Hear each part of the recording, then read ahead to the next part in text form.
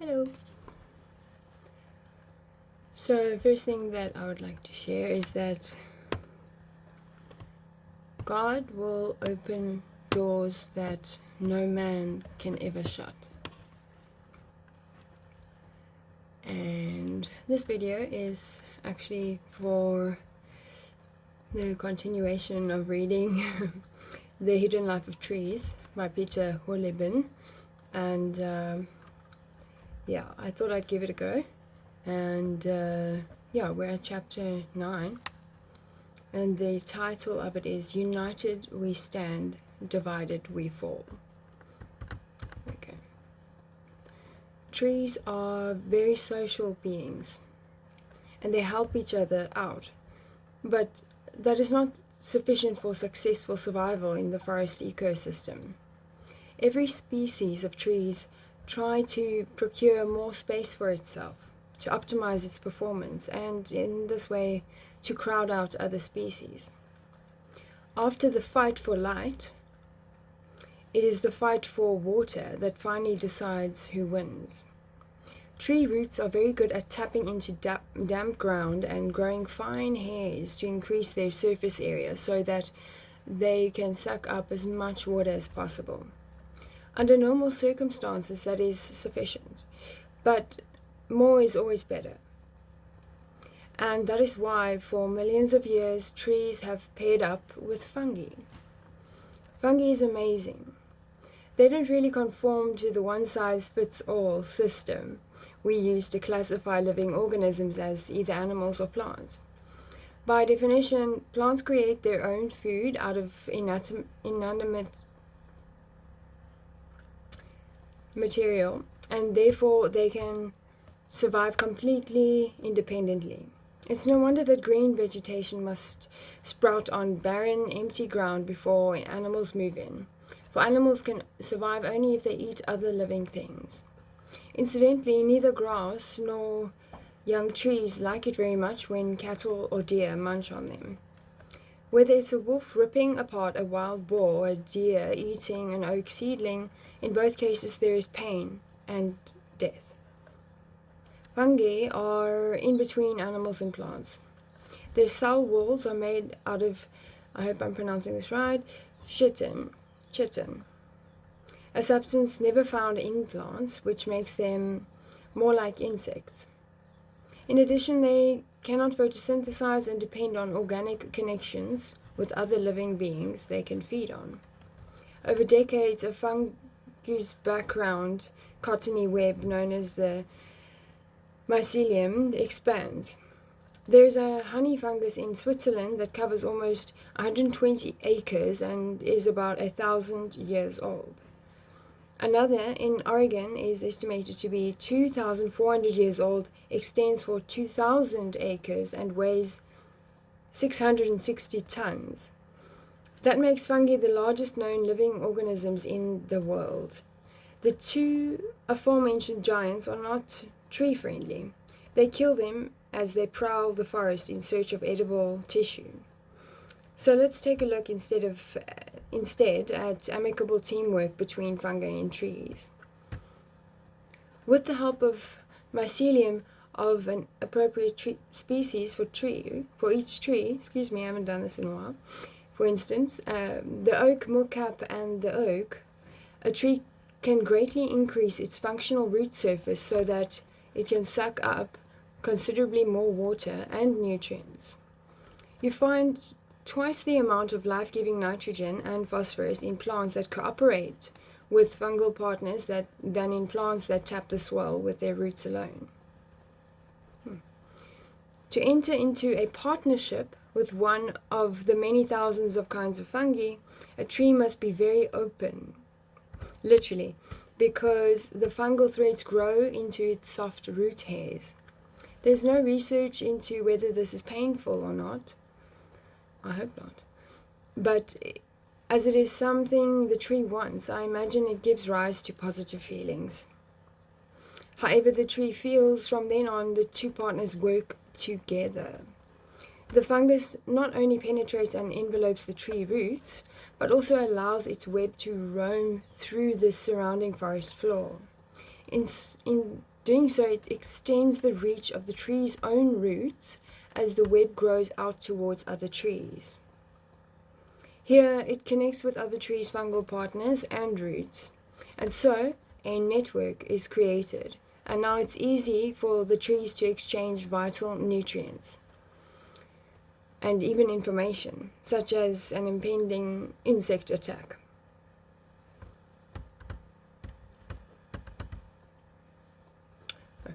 This connection makes fungi something like the forest internet. Oh, I love that. And that is good. So clever. And such a connection has its price. As we know, these organisms, more like animals in many ways, depend on other species for food. Without a supply of food, they would quite simply starve. Therefore, they demand payment in the form of sugar and other carbohydrates, which their partner tree has to deliver. And fungi are not exactly dainty in their requirements. They demand up to a third of the tree's total food production in return for their services. It makes sense in a situation where you are so dependent on another species to leave nothing to chance. And so the delicate fibers begin to manipulate the root tips they envelop. First, the fungi listen in on what the tree has to say through its underground structures. Depending on whether that information is useful for them, the fungi begin to produce plant hormones that direct the tree's cell growth to their advantage. In exchange for the rich, sugary reward, the fungi provide a few complementary benefits for the tree, such as filtering out the heavy metals, that's important, which are less detrimental to the fungi than to the tree's roots. These diverted pollutants turn up every fall in the petty fruiting bodies we bring home in the form of porcini, kepe, or bolete mushrooms. No wonder radioactive cesium, which it was found in soil even before the nuclear reactor disaster in Chernobyl in 1986, is most found in mushrooms. Medical services are also part of the package. The delicate fungal fibers ward off all intruders, including attacks by bacteria or destructive fellow fungi. Together with their trees, fungi can live to be many hundreds of years old, as long as they are healthy. But if conditions in their environment change, for instance, as a result of air pollution, then they breathe their last. Their tree partner, however, does not mourn for long. It wastes no time hooking up with the next species that settles in at its feet. Every tree has multiple options for fungi, and it is only when the last of these passes away that it is really in trouble. Fungi are much more sensitive. Many species seek out trees that suit them, and once they have reserved them for themselves, they are joined to them for better or for worse. Species that like only birches or larches, for instance, are called host-specific. Others, like chanterelles, get along with many different trees, oaks, birches, and spruce. What is important is whether there is still a bit of room underground, and competition is fierce. In oak forests alone, more than 100 different species of fungi may be present in different parts of the roots of the same tree. From the oak's point of view,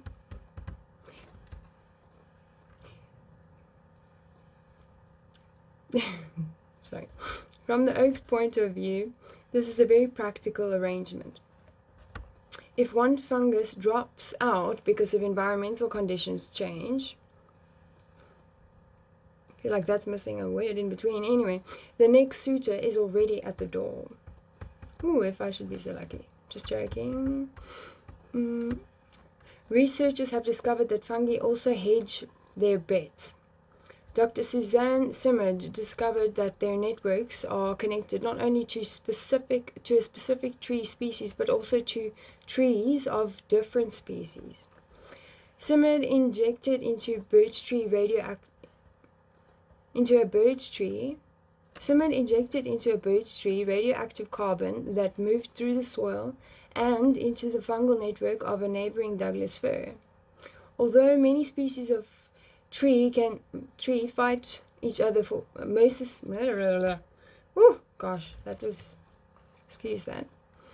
although many species of tree fight each other mercilessly above ground and even try to crowd out each other's root systems, the fungi that populate them seem to be intent on compromise. Whether they actually want to support foreign host trees or only fellow fungi in need of help, which these fungi then pass on to their trees, is yet unclear. I suspect fungi are a little more forward-thinking than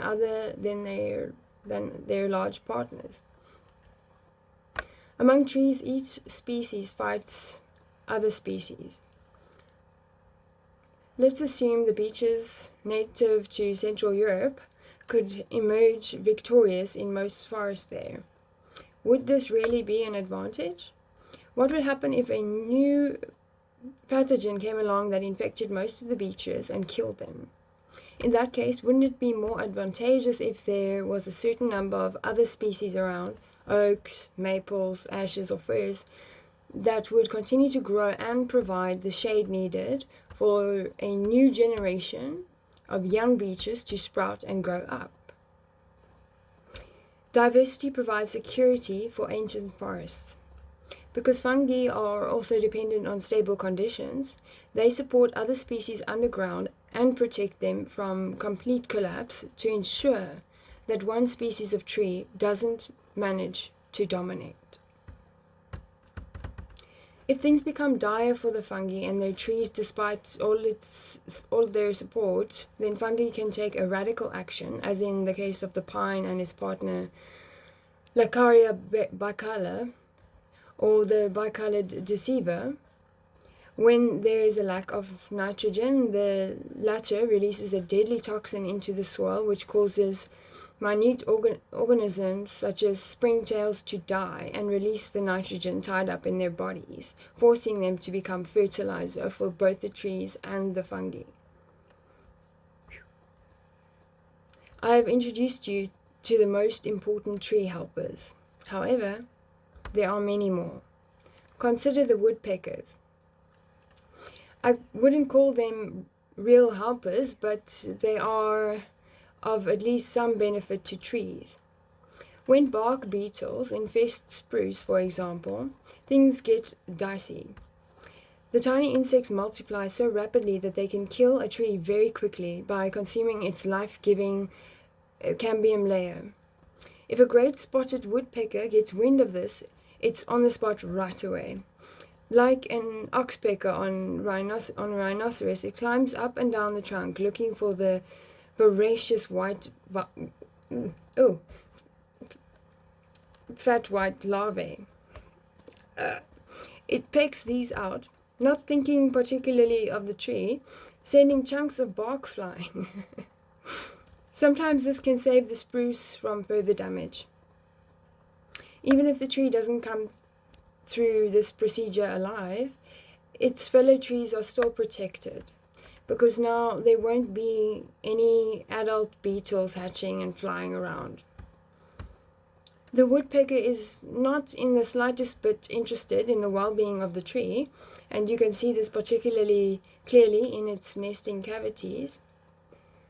It often makes these in healthy trees, severely wounding them as it hacks away.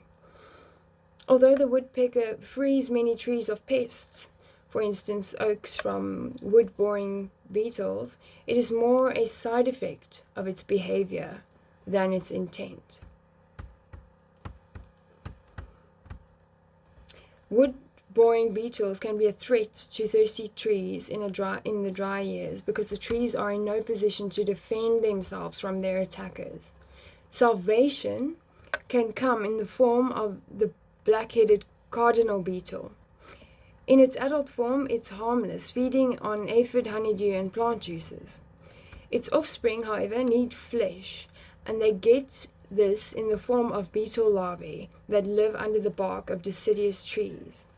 So some oaks have cardinal beetles to thank for their survival. And things can get dire for the beetles as well. Once all the children of other species of beetles have been eaten, the larvae turn on its own kind. How can you end a chapter like that? Okay. That concludes chapter 9. So the next one that I'll do is obviously chapter 10. And that would be the mysteries of moving water. Which, just that title, if you just meditate on that title, and put it in your mind and just visualize it, just sounds incredible. Anyway, so just want to say, yeah, apologies for being a bit absent, but I thought I'd just try and, challenge myself, and yeah, I wanted to give something, share something, and hopefully something in what I read is of interest. Definitely, I definitely got something from it. So, yeah. Anyway, God bless. Keep well. Be kind to yourself and other people, but don't forget to be kind to you.